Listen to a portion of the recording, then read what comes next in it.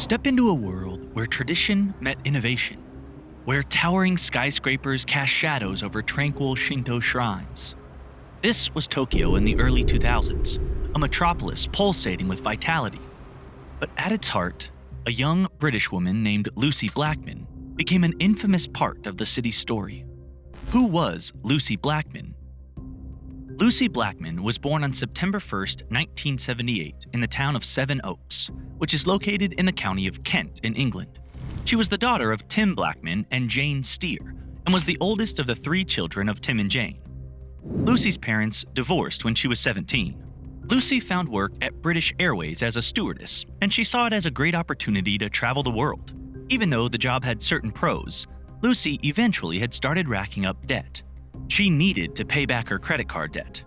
In order to tackle this problem, along with following her desire to see the world, Lucie and her friend Louise Phillips decided to move to Japan, where she believed she could make enough money to pay off her debts, while being able to further explore another part of the world.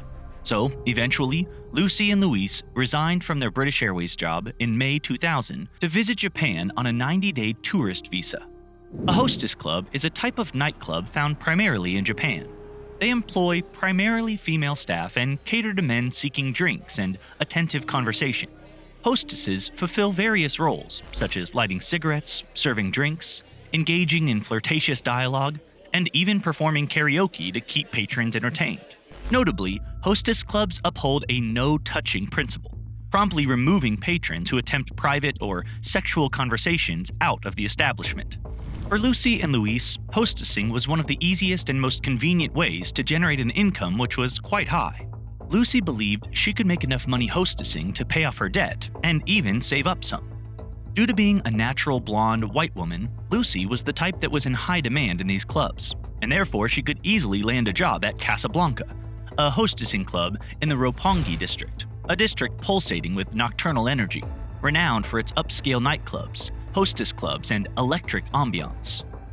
In one of her emails to her sister, she wrote working at the club was like being an air hostess without the altitude, implying that it was light and fun work. Lucie would very often send emails and call back home.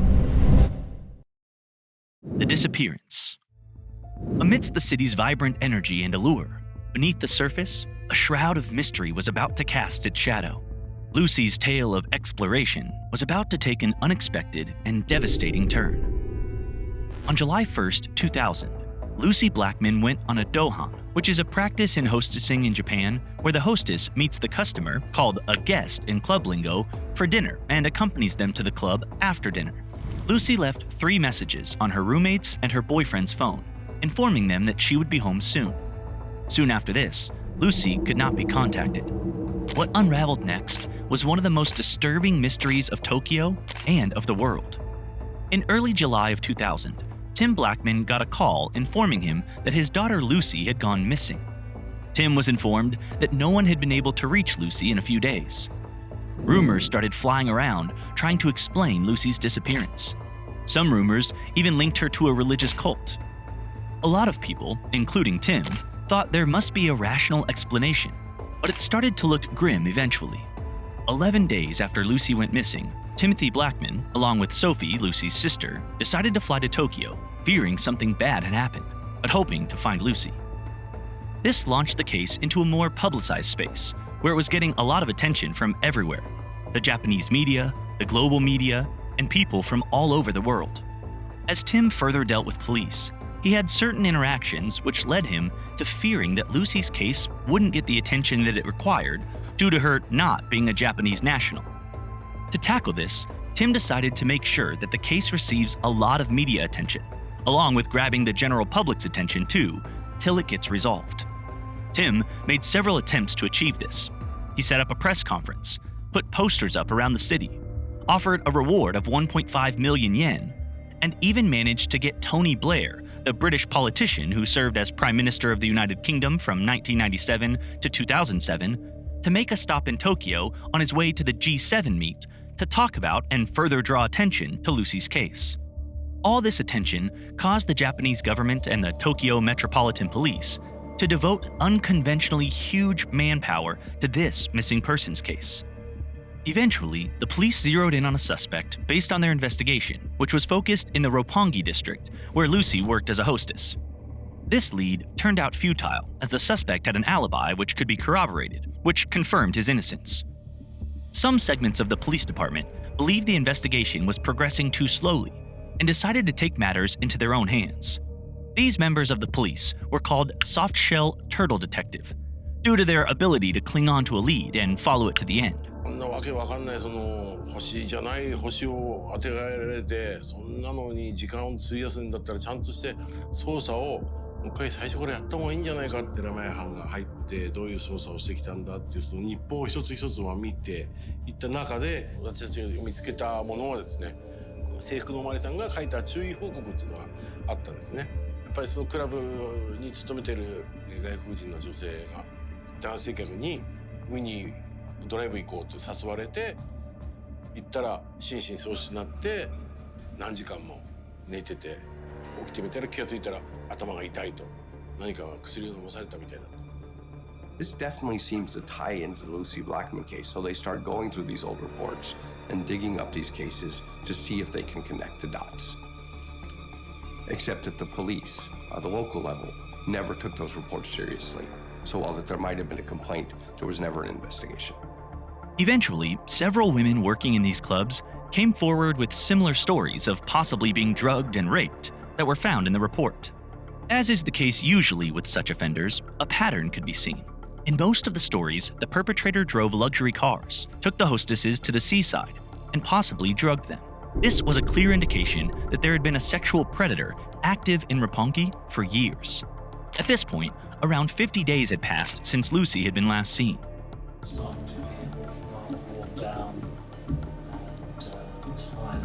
Tim decided to set up a hotline and an office to get any information he could from the people out there.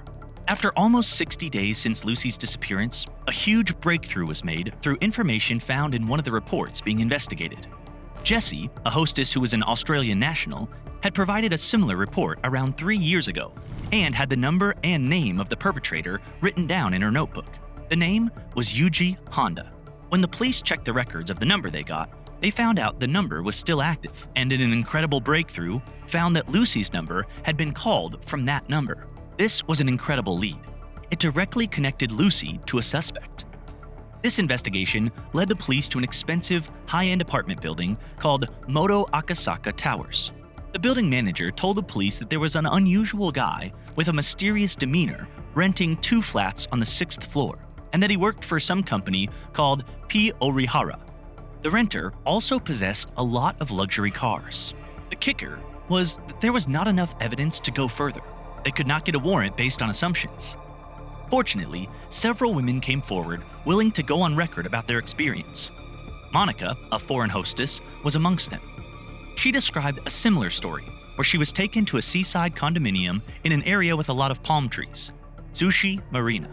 The police followed up this lead with Monica, and she was able to confirm the building she was taken to in Zushi Marina.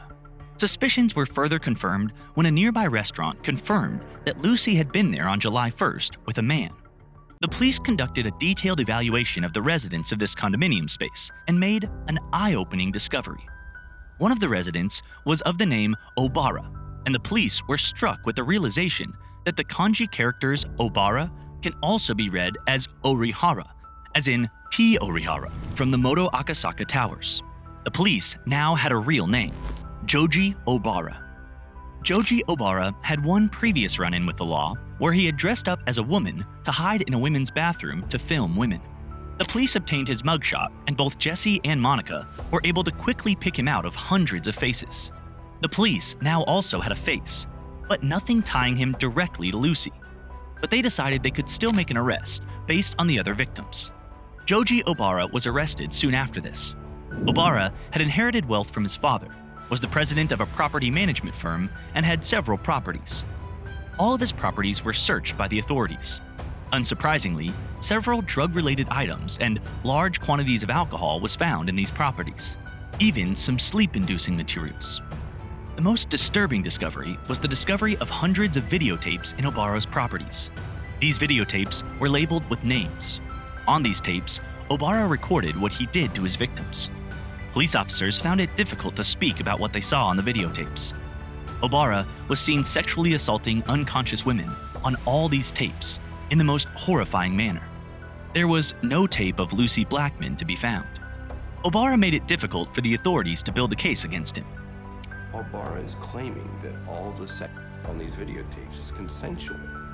So now they need to identify some of the victims who will come forward and verify the fact that this was not consensual, that they were victims, so that they can build a criminal case against them. Karita Ridgway was a 21-year-old hostess in Tokyo from Australia. Sadly, she was also one of the victims of Obara and passed away due to it.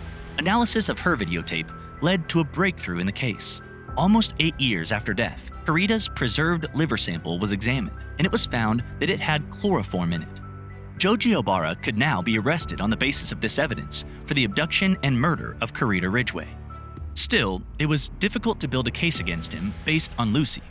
But Obara's hoarding habit involving his receipts led to the police being able to reconstruct his activities, which placed Obara in his Zushi Marina apartment on the 1st of July, and near another one of his properties, Blue Sea Aburotsubu, on July 5th. The reconstruction led the police to believe that in between this time, Obara drove back to Tokyo, made a lot of purchases involving cement, a chainsaw, and a portable tent. It was not difficult to conclude why these were bought. The analysis team came up with the following series of events. Lucie lost her life on the night of July 1st after accompanying Obara to his Zushi Marino property. Then, Obara moved her body to Blue Sea Aburotsubu and quite possibly dismembered her there. It had been well over 6 months since Lucie disappeared by the time all these discoveries were made. It was the need of the hour to find Lucie, or more realistically, her body, in order to have solid evidence and for ensuring justice prevailed. A thorough search was being conducted near the Blue Sea property area. The search was intense, as there was a ticking clock. The search would be called off if progress wasn't made. The arrest of Obara was actually going to bring Lucie back to us was fairly short-lived because it did start to look pretty grimy after that. You're so beaten down that you can't distinguish between joy or relief or depression or anxiety or deep upset. It's all just in one mass of emotion. On February 9th, 2001, 223 days after Lucie disappeared, the search team went after a hunch in a nearby cave. It was here that the search team found a body in a burlap sack, buried under sand, covered with a bathtub. The body had been cut into 10 pieces and put inside separate bags, her head shaved and encased in concrete.